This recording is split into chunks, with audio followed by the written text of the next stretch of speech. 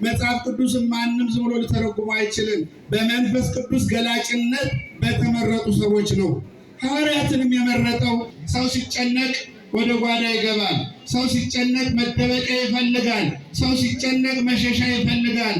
ሸሽቶ ዞር ብሎ ከሰው ፊት ሸሽቶ ራሱን ይጠይቃል። ጭንቀቱን ያወጣል፣ ያወርዳል። ሰው የሚስተው ሰው የሚወድቀው ካለመገንዘብ ነው። ማንበብ ብቻውን ዓለምን እያዳነው አይደለም። ቤተ ክርስቲያን ተጠብቃ የኖረችው ሰዎች አሁን ይህንን ከአንቺ ምን አለ ብለው ምን ማለት ነው? ምን ጸብ አለኝ? ምን ያጣላን ነገር አለ? ከአንተ ምን አለ? ኧረ እባክህ እንል አይደል? እንደኛም እኮ ስታሪ የት ደር ቤተ ክርስቲያን ታምር ሲሰራባት ይህን የሚሉ ሰዎች አሉ። ይሄ ከየት የመጣ ነው? ከዲያብሎስ ከነኛ ከክፎች የተወረሰ ነው። እኔ ባጠፋ፣ እኔ ብስት፣ እኔ ብክድ፣ እኔ መናፍቅ ብሆን አባ ፍሬው ተብሎ ይባላል እንጂ ኦርቶዶክስ ተዋሕዶ ቤተ ክርስቲያን ልትወቀስ አይገባም። የሌላ የሚባል አካባቢ በኢየሩሳሌም ውስጥ ያለች ጌታችን ኢየሱስ ክርስቶስ የተወለደባት፣ ጌታችን ኢየሱስ ክርስቶስ ክብሩን የገለጠባት፣ ጌታችን ኢየሱስ ክርስቶስ አምላክነቱን የገለጸባት፣ ጌታችን ኢየሱስ ክርስቶስ ብዙ ገቢረ ተአምራትን የፈጸመባት ገሊላ የምትባል የተባረከች የተቀደሰች አካባቢ ናት። በዚያ ዶኪማስ የሚባል ዮአኪን ነው የዶኪማስ አባት ሰርግ ለልጁ አዘጋጀ። ሰርግ አዘጋጅቶ ብዙ ሕዝብ ጠርቶ በሰርጉ መካከል ሕዝቡን ከጠራ በኋላ መጠራት ያለበትን አሰበ፣ አገናዘበ፣ ቆም ብሎ አሰበ። ሕዝብ ብቻ ጠርቼ መቅረት የሌለበት መጠራት ያለበት አለ ብሎ አሰበ። እሱም ማን ነው? የእመቤታችን የቅድስት ድንግል ማርያም ልጅ የእግዚአብሔር አብ የባህሪ ልጁ ቃል ወልደ እግዚአብሔር ኢየሱስ ክርስቶስ መጠራት አለበት ብሎ አሰበ። እሱን ጠራ። በናትናኤል በሐዋርያው በኩል ሐዋርያው በዛ ቤተሰብ ነውና እንዲጠራለት እንዲጋብዝለት ለሐዋርያው አሳሰበ። ለቅዱስ ናትናኤል ነገረው። ቅዱስ ናትናኤል ለጌታችን ለኢየሱስ ክርስቶስ ጥሪ ያስተላለፈለት ምን ብሎ? አንተም እናትህም ደቀ መዛሙርቱም ሁላችሁም በሰርጉ ቤት እንድትገኙልን በክብር ነው የምንጠራህ፣ በክብር ነው የምንጋብዝህ። ዮአኪን ጠርቶሃል እንዳትቀርብን ብሎ ጥሪ ያስተላለፈ። መድኃኒታችን ኢየሱስ ክርስቶስ ጥሪ ይቀበላል። ጥሪያችን የተስተካከለ ከሆነ፣ ጥሪያችን የተሟላ ከሆነ፣ መልእክታችን የተሟላ ከሆነ እኛን ለመስማት የእኛን ጥሪ ለመቀበል የእኛን ጥሪ ተቀብሎ በጥሪያችን መገኘት ፈቃድ ነው። አምላካችን በሁላችንም ጥሪ እንዲገኝልን ፈቃድ ይሆንልን። ስንጠራ ግን ይቺ ስልክ እንኳ በእውነቱ አንድ ቁጥር ሲጎላት አታስተላልፍም መልእክት። እያዳመጣችሁ ነው? አቤት ይሰማል አይደል? አዎ፣ ስልክ እንኳን ዛሬ በየእጃችን የያዝናት ስልክ ሁለት ነገር ያስፈልጋታል። አንደኛው ምግብ ያስፈልጋታል። ከተመገበች በኋላ ደግሞ ስራ ስትታዘዝ የተሟላ ቁጥር ልንነግራት ያስፈልጋል። ሁለቱ ከተሟሉ በኋላ ከምንፈልገው ሰው ታገናኘናለች፣ ታነጋገረናለች። ካርድ ሳይሞላ አነጋግሪ፣ መልእክት አስተላልፊ፣ ከቤተሰብ አነጋግሪ ብንላት እሺ ትላለች? እሺ ትላለች እንዴ? አትልም። ከዚያም ቀጥሎ ደግሞ 09 የሚለውን 0 ብቻ ብለን ሌላውን ቁጥር ብናስገባ እሺ ትላለች? አትልም። ይኸው ግዑዙ ፍጥረት እንኳን ሕግ እንዲሟላለት ይፈልጋል። ግዑዙ ሰው የሰራው ይሄ በየእጃችን የያዝነው ነገር በሙሉ ሕግ እንዲሟላለት ማንዋሉ እንዲጠበቅለት ይፈልጋል። ያ ሳይሟላ አይታዘዝም፣ አይላክም። እግዚአብሔር አምላክ ደግሞ የሚፈልገው ንጹሕ ልቡና ነው። የፍቅር ሰዎች መሆንን ነው።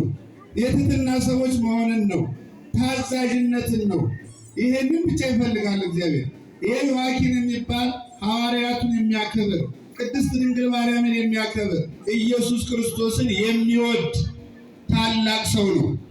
ስለዚህ ትልቅ ዝግጅት ሲያዘጋጅ፣ ሰርግ ሲሰርግ ወይም ሲያዘጋጅ መጠራት ያለበትን በመጀመሪያ አሰበ። ማን ነው መገኘት ያለበት በሰርጉ? በሰርጉ ቤት ማን ቢገኝ ነው ሰርጉ ጋብቻ የተባረከ የሚሆነው?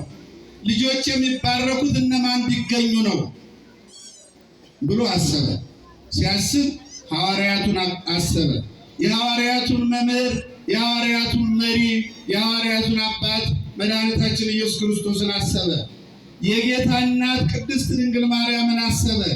ለምን? ልጅ ከተጠራ እናት መኖር ስላለባት፣ ልጅ የተገኘው በእናት ስለሆነ፣ ልጅን ካከበሩ የመጀመሪያ መከበር ያለበት እናት ናት፣ አባት ነው። ጌታ ኢየሱስ ክርስቶስ ደግሞ በምድር እናት ብቻ ነው ያለው፣ ከእናት ብቻ ነው የተወለደው። ስለዚህ ሁሉንም ተጠሩ፣ ተገኙ። በሰርጉ ቤት የተጠራው ሕዝብ ሁሉ ታደመ፣ ተካቶ ገባ። ለብዙ ወራት የተደከመበት የሚበላው የሚጠጣው ቀረበ በኮሚቴው። ከፊሉ ሕዝብ ሳይዳረስ ሳይጠጣ የስድስቱ የተሞላው ጋን በሙሉ አለቀ፣ ተጠናቀቀ። እንጥፍጣፊ ትንሽ ነገር ነው የቀረው። በዚህን ጊዜ ኮሚቴው ከባለሰርጉ ከሐኪም ጋር ጭንቀት ገባቸው። ተጨነቁ፣ ተሸበሩ። ሰው ጠርቶ የሚጠጣ የለም፣ ሰው ጠርቶ የሚበላ የለም ብሎ ማሰብ አሳፋሪ በመሆኑ አሳፋሪ ነገር ስለገጠማቸው ኑልን፣ ብሉልን፣ ጠጡልን፣ ልጆቻችንን መርቁልን ብለው ጠርተው ባዶ ስለሆነባቸው ተጨነቁ። ጭንቀት ሲይዛቸው ከፊት ለፊት ወደ ጓዳ ገቡ። ሰው ሲጨነቅ ወደ ጓዳ ይገባል። ሰው ሲጨነቅ መደበቂያ ይፈልጋል። ሰው ሲጨነቅ መሸሻ ይፈልጋል። ሸሽቶ ዞር ብሎ ከሰው ፊት ሸሽቶ ራሱን ይጠይቃል። ጭንቀቱን ያወጣል፣ ያወርዳል። እናታችን እመቤታችን በዚህ መሃል ከጌታ ከኢየሱስ ጋር ቁጭ ብላ ነበረች ከልጇ ጋር። ልጇ ያከብራታል፣ ልጇ ይወዳታል። የመረጣት እሱ ነው፣ ያከበራት እሱ ነው። ጥሪ አላስተላለፈችለትም። ና ከኔ ተወለድ አላለችም። አታውቅም ነበረ። ትንቢተ ኢሳይያስ ስታነብ እነሆ ድንግል በድንግልና ጸንሳ በድንግልና ትወልዳለች የሚለውን እያነበበች ትደነቅ ትገረም ነበረ። ምን የታደለች ሴት ናት! ምን የታደለች ሰው ናት! ይቺ ሴት እድሏ ጸጋዋ ብዙ ነው። ከዘመኗ ደርሼ ከዟ ዘመን ደርሼ የእሷ ታዛዥ፣ የእሷ አገልጋይ፣ የእሷ ተላላኪ በሆንኩ እያለች ነው ትመኝ የነበረው። ትሕትና ለትልቅ ደረጃ ያደርሳል። ብዙ ጊዜ ራስን ከፍ ከፍ የሚያደርግ ሰው ከፍታ ሲሰጠው አላየንም፣ አልተመለከትንም። ዝቅ ያሉ ሰዎች ከፍ ሲሉ በመጽሐፍ ቅዱስ በጌታችን ቃል ተመዝግቧል፣ እናያለን፣ ተመልክተናል። የሚያሳየን መጽሐፉ ነው። እመቤታችን እኔ በሆንኩ አላለችም። ድንግል ናት። በሐሳቧም ድንግል ናት፣ በተግባርም ድንግል ናት። የሚያስደንቅ ነው። የሐሳብ ድንግል መሆን አስገራሚ ነው። ዛሬ አሁን ሁላችን እዚህ ተሰብስበን ከኔ ጀምረን ቆመናል። ለደቂቃ ለሴኮንድ ራሳችንን መቆጣጠር አንችልም። ሐሳባችን በቤታችን ሄዷል። አሁን እዚህ ሆነን ብዙ ነው የምናስበው። እዚህ አውደ ምሕረቱ ቆመን ከደጁ ቆመን እዚሁ ተሰብስበን እንኳ ለደቂቃ ለ5 ደቂቃ ለ2 ደቂቃ ለ1 ደቂቃ ተሰብስበን ከእግዚአብሔር ጋር መነጋገር ይከብደናል። እውነት ሐሰት? እውነት ነው ሐሰት ነው? አሁን ሁላችንም ከእግዚአብሔር ጋር ነው ያለነው። ከእግዚአብሔር ጋር ነው እየተነጋገርን ያለነው። ሐሳባችን በሙሉ ከእሱ ጋር ሆኗል። አይሆንም፣ እሺ አይልም። የሐሳብ ድንግልና በጣም ከባድ ነው። ሐሳብን መሰብሰብ፣ ሐሳብን መግታት፣ ሐሳብን ማሸነፍ በጣም ከባድ ነው። እመቤታችን በሐሳብም ድንግል ናት። በሐሳብም እመቤታችን ያደገችው በቤተ መቅደስ ነው። እመቤታችን የተወለደችው በጸሎት ነው። እመቤታችን ያደገችው በስርዓት ነው። እመቤታችን ያደገችው ከቅዱሳን መላእክት ጋር ነው። እመቤታችን ምድራዊ ምግብ አልተመገበችም። እመቤታችን ምድራዊ ሐሳብ አላሰበችም። እመቤታችን ሐሳቧ በሙሉ ከእግዚአብሔር ጋር ያለ ነው። እግዚአብሔርን የምታከብር የምትወድ፣ ከልጅነቷ ከቤተ መቅደስ ያደገች፣ በ3 ዓመቷ ቤተ መቅደስ ገብታ የኖረች፣ መላእክት ሲያረጋጓት፣ ሲመግቧት፣ አይዞሽ ሲሏት፣ ስላላቷ ሲታዘዟት ያደገች ናት። ይህን እያወቀች መጽሐፍ ቅዱስም ታነብ ነበረ። ምን ታነብ ነበረ? ወገኖች መልስ እየሰማችሁ ከሆነ መልስ ስጡ። ምን ታነብ ነበር እመቤታችን? አሜን። እኛስ ምንድነው የምናነበው? መጽሐፍ ቅዱስ እናነባለን? መታደል መጽሐፍ ቅዱስ ታነብ ነበር። ዛሬ ምንድነው እያነበብን ያለነው? ምንድነው ዓለም እያስነበበን ያለው? ምንድነው ከዓለም ጋር እያወራን ያለነው? እኛ የተዋህዶ ልጆች በብዛት ምን ላይ ነው አይናችን፣ ጆሮአችን፣ አካላችን በሙሉ ትኩረት እያደረገ ያለው? ድንግል ማርያም በቤተ መቅደስ ስትኖር ስራ አልፈታችም። መጽሐፍ ቅዱስ ታነብ ነበር። መጽሐፍ ቅዱሱን ትገነዘብ ነበር። ማንበብ ብቻ አይደለም፣ መገንዘብም ያስፈልጋል። ማንበብ ብቻውን አይጠቅምም። ማንበብ ጥሩ ነው። ማንበቡ እንዳለ ሆኖ ደግሞ መገንዘቡ ደግሞ ዋና ነው። ሰው የሚስተው ሰው የሚወድቀው ካለመገንዘብ ነው። ማንበብ ብቻውን ዓለምን እያዳነው አይደለም። ቤተ ክርስቲያን ተጠብቃ የኖረችው ባነበቡ በተገነዘቡ ሰዎች ነው። አባቶቻችን አንብበው ተገንዝበው ቤተ ክርስቲያኒቷን አጽንተዋት ለእኛ አስተላልፈውልናል። ዛሬ አስተማሪ በበዛበት ተናጋሪ በበዛበት ወቅት የሚስተው እየበዛ ነው ያለው። ለምን ሲባል ካለመገንዘብ። አሁን የዮሐንስ ወንጌል ምዕራፍ 2 ሰዎች ሳይገነዘቡ ለእኛ እንደ ማሳች አድርገው ለመጠቀም ይሞክራሉ። የተገነዘበ ሰው ግን አብራ ነበረች፣ አብራ ተገኝታለች። ከተገኘች በኋላ ያ ተአምሩ እንዴት ተፈጸመ የሚለውን መገንዘብ ይችል ነበር። ስለዚህ የጌታ እናት በዚያ ነበረች፣ በሰርጉ ተገኘች፣ አብራ ነበረች።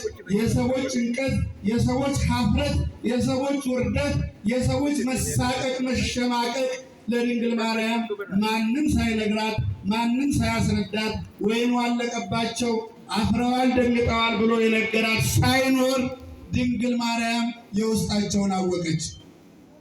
እግዚአብሔር ጸጋ ሲሰጥ፣ እግዚአብሔር ዓይኑን ያበራለት ሰው ነገሩ ሁሉ ይታየዋል። ቅዱሳን ይህንን ሰርተውበታል። ድንግል ማርያም የጌታ እናት ናት፣ ወላዲት አምላክ ናት፣ ንጽሕት ናት፣ ቅድስት ናት። ከፍጥረት ሁሉ እንደሷ የከበረ የለም። ሁሉ ይታያታል፣ ሁሉ ይታወቃታል። አወቀች፣ ተረዳች። ወደ ልጇ ቀረብ ብላ ጌታዬ፣ ልጄ ወይን እኮ የላቸውም፣ አልቆባቸዋል፣ እያለቀሱ ነው፣ እየተሳቀቁ ነው፣ እየተጨነቁ ነው አለችው። ሰሞኑን እንደተማርነው እንደሰማነው አንቺ ሆይ፣ ሌላው ላይ አንቺ ሴት ይላል፣ ከአንቺ ምን አለኝ አላት። ሰዎች አሁን ይህንን ከአንቺ ምን አለ ብለው ምን ማለት ነው? ምን ጸብ አለኝ?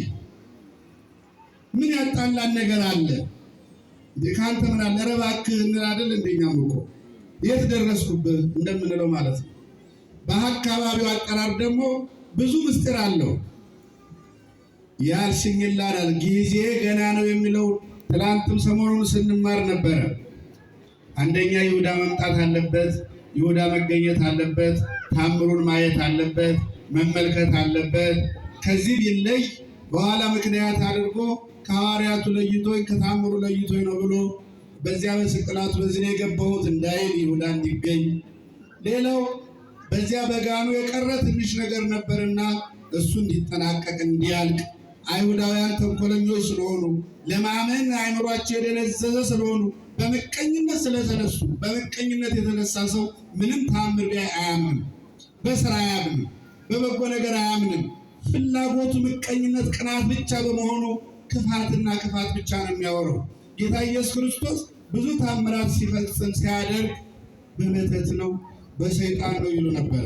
ዛሬም ቤተ ክርስቲያን ስታድግ፣ ቤተ ክርስቲያን ታምር ሲሰራባት ይህን የሚሉ ሰዎች አሉ።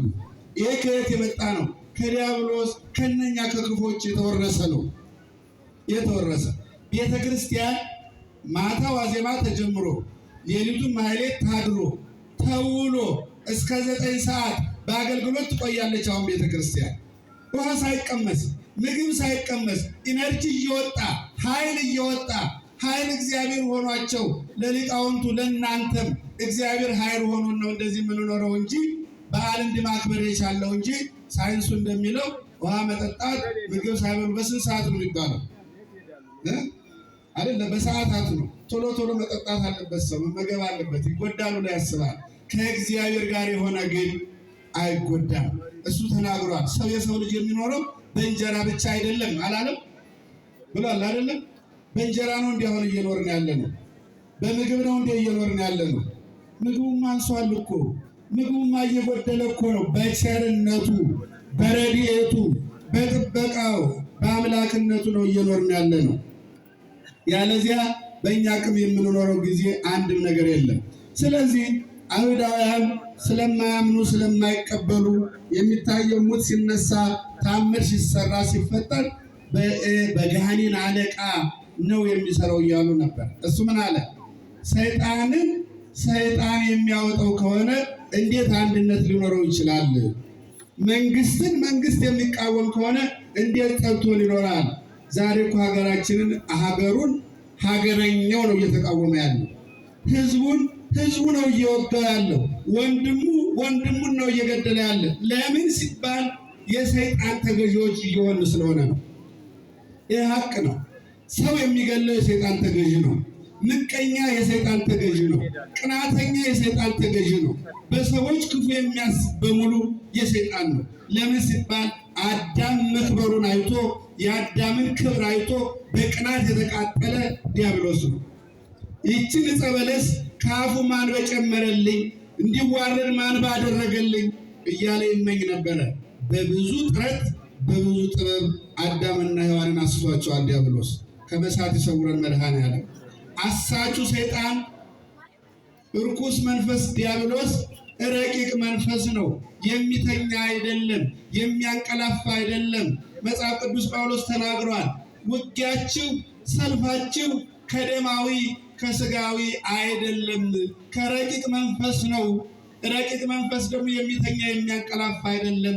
እኛ የምንበላ የምንጠጣ ግዙፍ ስጋ የተሸከም የምንደክም እንቅልፍ ሌላም የሚያስቸግረን ደካማ ፍጥረቶች ነን። ይህ በሚሆንበት ሰዓት ዲያብሎስ እንዳይሰለጥንብን የእግዚአብሔርን ኃይል የእግዚአብሔርን ቃል ለብሰን ተጎናጽፈን እንድንዋጋው እንድንከላከለው ቅዱስ ጳውሎስ ነግሮናል። ስለዚህ አይሁዳውያን አእምሯቸው የደነዘዘ በመሆኑ እነሱ እዚያ ስላሉ እየተመለከቱ እየተከታተሉት ስለሆነ ተደብቀው በግልጽም ዛሬ የት ዋለ፣ ዛሬ የት አደረ፣ ዛሬ ምን ሰራ፣ ዛሬ ምን አድርጎ ይሆን እያሉ እየተከታተሉ ስለነበረ ጋኖቹ ውስጥ ያለው የቀረ ውሃ ተንጠፍጥፎ ማለቅ ስላለበት ጊዜ ገና ነው። አንዱ ይሄ ነው። ሌላው አማናዊ ስጋዬን ቆርሼ ደሜን አፍስሼ የምሰጥበት ጊዜ ገና የሚፈታ ካስፈልገው የእግዚአብሔር ቃልማ እጅግ በጣም ያስፈልገዋል። እጅግ በጣም መምህራን ያስፈልጉታል። መጽሐፍ ቅዱስን ማንም ዝም ብሎ ሊተረጉሙ አይችልም። በመንፈስ ቅዱስ ገላጭነት በተመረጡ ሰዎች ነው። ሐዋርያትንም የመረጠው 12 ሐዋርያት መርጦ እንዲያስተምሩ ያዘዘው ለዚህ ነው። ዛሬም ካህናት፣ ሊቃውንት አባቶቻችን ተመርጠው ተምረው ያስተምራሉ። ሳይማሩ እናስተምራለን የሚሉ ሰዎች ናቸው በስህተት የሚወድቁት፣ እኛንም እንደዚያው ለመሳብ የሚሞክሩት። ስለዚህ ጊዜ ገና ነው ያለበት ይሄ ነው። ይህን ካለ በኋላ ድንግል ማርያም ምን አለች? ሰዎቹን እነኛ በጭንቀት ያሉትን ጠቀሰቻቸው፣ ጠራቻቸው። ርርተ ልቡና ድንግል ማርያም የኛ አዛኝ፣ የኛ ደራሽ፣ የጭንቅ ደራሻችን፣ ዓለም የተፈታባት፣ ዓለም የዳነባት፣ ዓለም የተረጋጋባት፣ ዓለም ሰላም ያገኘባት የዓለም መድኃኒት የመድኃኔ ዓለም የኢየሱስ ክርስቶስ እናት ቅድስት ድንግል ማርያም ሰዎችን ጠራቻቸው። ጠራችና ጠጋ በሉ አለች። ወደ ማን? ወደ ልጇ ወደ ኢየሱስ ክርስቶስ ጠጋ በሉ። ሁላችንም ወደ ኢየሱስ ክርስቶስ ጠጋ እንበል። የሰበሰበን አምላክ ስሙ የተመሰገነ ይሁን። ወደ ደጁ ያሰባሰበን እንዲህ ተገፋፍተን ተሻምተን በቤቱ በረከት ለመካፈል እንድንሯሯጥ የፈቀደልን አምላካችን ስሙ የተመሰገነ ይሁን። ስለዚህ እመቤታችን ጠቀሰቻቸውና ጠራቻቸውና ወደ ማን አቀረበቻቸው? ወደ ማን? ወደ ኢየሱስ ክርስቶስ። ይህ እኮ ነው። ቤተ ክርስቲያን እኮ አልተሳሳተችም። ቤተ ክርስቲያን ሀቅ ናት። ቤተ ክርስቲያን እውነት ናት። ቤተ ክርስቲያን የእውነት ቤት ናት። ከኛ ስህተት እንኳን ቢገኝ ቤተ ክርስቲያኒቷ ልትወቀስ አይገባትም። መወቀስ ያለብን እኛ ነን። እኔ ባጠፋ፣ እኔ ብስት፣ እኔ ብክድ፣ እኔ መናፍቅ ብሆን አባ ፍሬው ተብሎ ይባላል እንጂ ኦርቶዶክስ ተዋሕዶ ቤተ ክርስቲያን ልትወቀስ አይገባም። የኔ አቅም ከብዶኝ የኔ አቅም አንሶኝ ብወድቅ ቤተ ክርስቲያንን አልወክልም። ከወደኩ ከጸነውና ከቆምኩ ልወክል እችላለሁ። የጸኑትን ነው አስቡ የተባለው። ጠንካሮቹን ነው አስቡ የተባለው። ብርቱዎቹን ነው አስቡ የተባለው። የወደቁትን አይደለም። ሰዎች ካህኑ ሲስት፣ መነኩሴው ሲሳሳት፣ ጳጳሱ ሲስት ቤተ ክርስቲያንን አቅልለው ለማየት ይሞክራሉ። ያቆ ሰው ነው፣ በሰውነቱን የወደቀው። ከሐዋርያት ይሁዳ ወድቋል፣ ከመላእክትም ዲያብሎስ ወድቋል። ዛሬም ስህተት ሊገጥመን ይችል ይሆናል። መመጠንና መመዘን ያለብን ግን ግለሰቡን ነው፣ ቤተ ክርስቲያንን አይደለም። ሐሰተኛው ዲያብሎስ ደግሞ ልብሳችንን እየለበሰ ሻሻችንን እየጠመጠመ ካባችንን እየለበሰ ስራ እየሰራ ነው ያለው። ለምን? ካህኑ ከሳተ፣ መነኩሴው ከሳተ ሃይማኖቱ ውሸት ነው እንዲባል ልብሱ በገበያ ስላለ ልብሱን ለብሰው የማሳሳት ስራ ይሰራሉ። ሰክረው ይታያሉ፣ ሲወላጨፉ ይታያሉ፣ ሌላም ሲሰሩ ይታያል። ራሳቸው እነኚህ የዲያብሎስ ተላላኪዎች የሚሰሩት እንጂ እውነተኛው ካህን፣ እውነተኛው መነኩሴ፣ እውነተኛው ጳጳስ ምንም ጥፋት አያጠፋም፣ አይስትም። ስለዚህ እንደዚህ እመቤታችን ቅድስት ድንግል ማርያም ወደ ጌታ ወደ ኢየሱስ ታቀርበናለች ስንል መጽሐፍ ቅዱስን መሰረት አድርገን ነው። ምንድን ነው ያለችው? ከጠራቻቸው በኋላ የሚላችሁን ምን በሉ አለች? ምን በሉ አለች? እስኪ ተናገሩ። የሚላችሁን ምን በሉ አድርጉ። ሁላችንም የምንባለውን ለማድረግ የበቃን ያድርገን። በተባልነው በታዘዝነው መንገድ ይሄድ እንድንባረክ እንድንቀደስ የሱ ቸርነት አይለየን። ወደ እሱ አስጠጋቻቸው፣ አገናኘቻቸው። የሚላችሁን አድርጉ አለቻቸው። እነኚህ ሰዎች ምን አለ ጌታ? ጋኖቹን ምን ሙሏቸው? አቤት ውሃ ሙሏቸው። ከወንዝ እየቀዱ እያመላለሱ ኮሚቴው ተሯሩጦ ሁሉም ምን ሊያደርግ ነው? ውሃ ሙሉ የሚለን ምን ሊሰራልን ነው? ወይን ጠጁ አልቋል፣ የሚጠጣው አልቋል፣ ምን ሊለን ነው አላሉም። እሺ ነው ያሉት። ቢከራከሩ ኖሮ ቢጠራጠሩ ኖሮ ይህን ሁሉ ውሃ የምንሸከመው ለምንድን ነው ቢሉ ኖሮ አይፈጸምም ነበረ። ክርክር አላቀረቡ። ያመጡት ምንም ምክንያት የለም። እሺ ነው ያሉት። እመቤታችን ምን አለች? የሚላቸውን አድርጉ አለች። ከኢየሱስ ጋር አገናኘቻቸው። ጌታ ኢየሱስ ደግሞ ምን አለ? ጋኖቹን ውሃ ሙሏቸው ነው ያለው። አሁን እኛ ብንሆን እሺ እንላለን? ተመራማሪ እኮ ነው። ህፃናቱ እንኳ እንዲህ አይደረግም እንዲህ አድርግ ሲባል ለምን አስረጅ ነው የሚሉ ያው ልጆች እሺ አይሉም እኮ። እውነት ነው ሐሰት ነው? ለምን እንዲህ ነው ሊሆን እንዴት ይከራ እሺ የሚል የለም። እነኛ ሰዎች እሺ አሉ፣ ተሯሯጡ፣ ጋኖቹን ሞሏቸው እስከ አፋቸው። ከዚህ በኋላሳ እየቀዳችሁ ለአስተናጋጆቹ ስጡ አለ። እንዲህ ውሃ እኮ ነው፣ ውሃን የሞላ ነው። ወይን ጠጅ ሲጠጣ ቆይቶ እንዴት ውሃ እንቀዳለን አላሉ። ቀዱና ማነው እሻሉና እየቀዱ ለሰው አዳረሱ። ሰው ሁሉ እየቀመሰ አለ። የት የቆየ ነው ይሄ? የዋኪን ይምጣልን አሉ። ተጠራ። ኧረ ይሄ ድንቅ ነው። ቅድም ስንጠጣው የነበረው ሌላ ነው። እነኛ የጠጡት ያልደረሳቸው አያውቁም። ሲጠጡ የነበሩት ምንድነው? ይሄ ነገር አስገራሚ ነው። ጣዕሙ ልዩ ነው። ጣፋጭነቱ ልዩ ነው። እጹብ ድንቅ የሆነ ነው። ምንድነው ይሄ ነገር? የታቆይተው ነው አሉ። ተገረሙ፣ ተደነቁ። ያ የተቀዳው ውሃ ጋኑን የሞላው ውሃ ምን ሆነ? ወይን ጠጅ ሆነ። እግዚአብሔር ሁሉን የሚችል አምላክ ነው። የሁሉ ባለቤት ነው። ውሃውን የወይን ጠጅ አድርጎ የመጀመሪያው ታምር ተብሎ የሚነገረው ይሄ ነው ማለት ነው። በዚያ ማን ነበረች? የጌታችን የመድኃኒታችን የኢየሱስ ክርስቶስ እናት ቅድስት ድንግል ማርያም ነበረች። እሷ ስላለች በእሷ አሳሳቢነት የሰዎች ጭንቀት ተወገደ። በእሷ አሳሳቢነት ያለቀው ተተካ። በእሷ አሳሳቢነት ጭንቀታቸው፣ ሀፍረታቸው፣ መሸማቀቃቸው መደበቃቸው ሁሉ ተወገደላቸው። ቀና ብለው ቆሙ። አስደናቂ የሆነ ሰርግ ሆነ። ሰርጉ አስገራሚ ሆነ። ሙሽሮቹም ተባረኩ። ዛሬም እስከ ዓለም ፍጻሜ ይኸው ስማቸው ሲጠራ ታሪካቸው ሲተረክ ይኖራል ማለት ነው። ይሄ የሆነው ማንን ስለጠሩ? ጌታችንን መድኃኒታችንን ኢየሱስ ክርስቶስን ከሐዋርያቱ ከእናቱ ጋር ስለጠሩ። ቤተ ክርስቲያንም መጀመሪያ ጌታን ትጠራለች፣ በአምላክነቱ ታምናለች። ቀጥሎ ድንግል ማርያም፣ ቀጥሎ ሐዋርያት፣ ጻድቃን፣ ሰማዕታት፣ መላእክትን ትጠራለች፣ ታከብራለች። መላእክት ፍጡራን ናቸው፣ ተላላኪዎች ናቸው፣ አገልጋዮች ናቸው፣ እግዚአብሔር ያከበራቸው ናቸው። ቅዱሳንም ሐዋርያትም እንደዚያው ያከበራቸውን ማንም ሊሽራቸው ሊያዋርዳቸው ስለማይችል እግዚአብሔር ያከበረውን ማክበር ተገቢ በመሆኑ ስለዚህ እናታችን ቅድስት ድንግል ማርያም ልደቱን ስናከብር፣ ጥምቀቱን ስናከብር፣ ስቅለቱን ስናከብር፣ ትንሣኤውን ስናከብር ከማን በነሳው ሥጋ ነው? ከእመቤታችን ከቅድስት ድንግል ማርያም በመወለዱ ነው። የዚህ ሁሉ ክብር እመቤታችን ናት መገኘው። የእሱ ፈቃድ ሆኖ መርጧት አክብሯት። ስለዚህ ልጁ እርስ በርስ እንድንዋደድ እንድንከባበር የሚያዝ አምላክ እናቱን ያከብራል፣ እናቱን ይወዳል። እኛም እንወዳታለን። የጌታ እናት በዚያ ነበረች። እግዚአብሔር ይስጥልን።